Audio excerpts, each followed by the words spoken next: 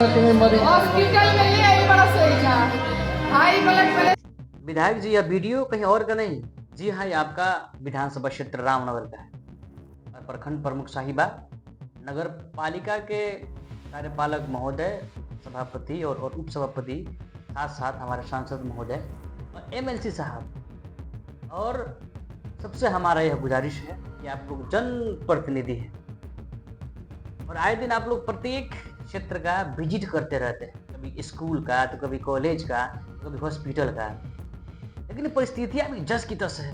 भैया, आपको विजिट करने से और न करने से क्या फायदा? देखिए, ये रामनगर हॉस्पिटल का संजीवनी हॉस्पिटल है, उसमें एक महिला का मौत हो गया प्रसव के दौरान। ये देखिए, श्याम संजीवनी हॉस्पिटल में एक डिलीवरी के समय हत्या हुआ है, जिसमें ये सब कोई मौत कैसे भइल बा? ऑपरेशन केला से भइल बा? कौन हॉस्पिटल में भइल बा? बच्चा कहाँ बा? बच्चा के पता नहीं चला, खेले के बाद हॉस्पिटल में के स्टाफ हॉस्पिटल स्टाफ ताला मार के सो भाग पहले सरोज नाम के ओए हमरा बाबू के रात भर पता चला कि रात भर ले ही नहीं हमारा बाबू के नॉर्मल पैदाइश के लिए 19-20 बरस उम्र में तड़प। अब मौत कहिएगा कि वहाँ पर मर्डर कहिएगा कि अब क्या कहिएगा? महिला संजीवनी हॉस्पिटल में गई थी अपना प्रसव कराने के लिए। ऑपरेशन वहाँ के डॉक्टर ने इनका किया और इस महिला का ऑपरेशन के बाद मौत हो गई। और ये पहली घटना नहीं है, रामनगर में कई बार ऐसी घटना घट गई है। प्रत्येक महीना में कभी इस हॉस्पिटल में मौत हुई, कभी उस हॉस्पिटल में मौत हुई, तो कभी इस गैर कानूनी रूप से संचालित हॉस्पिटल में एक महिला की मौत हुई प्रसव के दौरान, तो कभी फला जगह जच्चा बच्चा की मौत हुई। ये हमेशा आता है और ये आप लोग देखते होंगे। ये बड़े बड़े पोस्टर में अपना फोटो लगवा लेना, इससे क्षेत्र का विकास नहीं होगा, नहीं सुधरेगा। विजिट करने से नहीं सुधरेगा, आप लोग को कार्रवाई करनी होगी। रामनगर आज का नहीं है, ये नगर परिषद है और हम लोग ऐसे भी शुक्र हम लोग नहीं बन पाएंगे। आप लोग बैठ गए हैं, अच्छे गाड़ी में घूमते हैं, ऐसी लगा हुआ, किसके पैसा से भैया? हमारे पैसा से। आपको कोई थोड़ी कहते हैं भैया आप किसी काम मत कीजिए, आप जनता के लिए बने, आप जनता का काम कीजिए। आप अपना जेब से पैसा लगाइएगा सरकारी हॉस्पिटल की अच्छी सरकारी हॉस्पिटल की परिस्थिति को सुधारने के लिए। आप लोग अपना जेब से थोड़ी पैसा लगाइएगा, हमारा पैसा लगाइएगा भाई।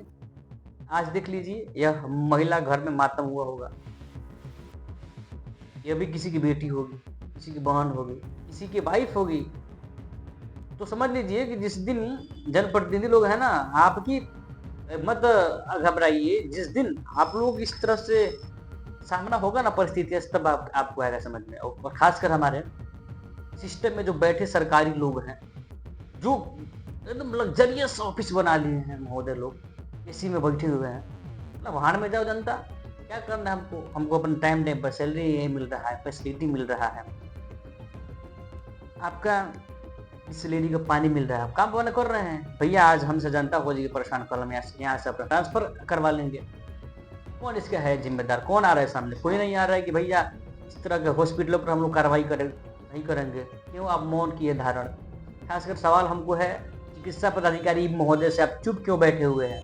चिकित्सा पदाधिकारी महोदय के पास टोटल क्षेत्र के डॉक्टरों का लिस्ट होना चाहिए, कितने हॉस्पिटल्स हैं, कितने इसमें आपके नर्सिंग होम में कितने हॉस्पिटल हैं, सबका कैटेगरी होना चाहिए। क्या आपको मालूम नहीं है कि आपके क्षेत्र में कितना कितना हॉस्पिटल चल रहा है, कौन कौन लीगल है और कौन कौन इलीगल? अगर लीगल है तो ठीक है, फिर इलीगल है तो उस पर आप लोग कानूनी कार्रवाई क्यों नहीं कर रहे हैं? ये मौत होने के बाद मालूम चलता है कि भैया कि गैर कानूनी रूप से अपना हॉस्पिटल को संचालित कर रहे थे, तो अब मौन धारण क्यों किए हैं? प्रशासन हो गए, हमारे जनप्रतिनिधि हो गए, हमारे चिकित्सा पदाधिकारी महोदय, सिस्टम हो गया उनका। क्या कर रहे हैं आप लोग? आप तो ठीक है, आप तो खुश हैं, मस्त है भैया, हम अपने सैलरी से खुश हैं, टाइम टेबल मिल रहा है। सवाल एक चिकित्सा पदाधिकारी का नहीं होगा, प्रशासन का भी होगा। प्रशासन को ये सूचना प्राप्त करे या लिस्ट ले कि भैया आप मेरे पास दीजिए कि कौन कौन लीगल रूप से है हॉस्पिटल। जो लीगल रूप है उसको छोड़ा जाएगा और जो इलीगल है उस पर कार्रवाई किया जाएगा। नगर परिषद के भी इसमें जिम्मेदारी, नगर परिषद की जिम्मेदारी क्या है कि कोई भी आपके क्षेत्र में इस तरह का हॉस्पिटल खोलता है तो आपसे वो एनओसी प्राप्त करे, आपसे वो एनओसी ले या आपको सूचना दे ये आपको ये बताए कि हाँ कि मैं इस जगह अपने हॉस्पिटल को मैं खोल रहा हूँ, ये आपको मालूम होनी चाहिए। सीओ साहब को भी ये मालूम होनी चाहिए भैया कि कौन कौन से जगह पर क्या होना चाहिए, कहाँ है क्या क्या नहीं है। आप लोगों को नहीं मालूम है? प्रत्येक माह में कोई ना कोई मर जा रहा है। तो जान अमीर की जाए या गरीब की, जान जान होती है। तो सबसे हमारे अर्बन गुजारिश है, जो भी कोई भी एक संस्था खोलता है खासकर स्वास्थ्य से संबंधित, तो वह सूचना सबके पास रहे। रामनगर नगर परिषद या किसी भी क्षेत्र में कोई भी हॉस्पिटल प्राइवेट खुलता है या खोला जाता है तो उसकी सूचना सबके पास होनी चाहिए। थाना में होनी चाहिए, नगर पालिका में होनी चाहिए, प्रखंड में होना चाहिए, ब्लॉक में, वीडियो सबके पास।